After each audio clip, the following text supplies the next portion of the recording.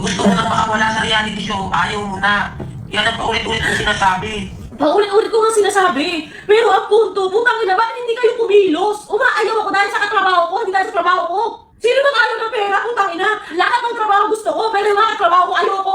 Putang ina ng dahilan sa kasi ayaw ni Tony, ayaw na rin. Kailan pa ako sumuko sa buhay? Itong Toro family, ang tagal ko nilaban nito kahit putang ina, sobrang abonado na ako. Una pa lang, wala naman ako napapala sa Toro family. Nag-invest na ako ng kotse, ng oras, ng bahay, ng pera, ng iPhone, ng pagkain, lahat. Nag-invest ako. Ngayon, tang ina, kailangan sabay-sabay tawa-ani. Pagod na yan si Tony. Pagod ako kasi ginagawa ko na paulit-ulit. Tapos hindi kayo nag-message ng buong araw. Putang ina. Gano'n ka entitled? Gano'n ako kawawa dito na after all. Tsaka na message. Tsaka na.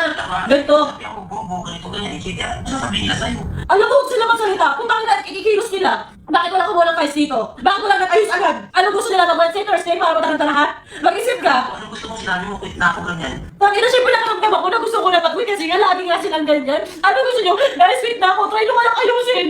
Putang ina, pagod na ako dahil ni Papi na may sarili. May anxiety nila ako, hindi ko lang pinapakita. Putang ina, hindi siya kaibigan sa akin. Putang ina niya. Para hayaan niya ako na ilang oras ako miserable.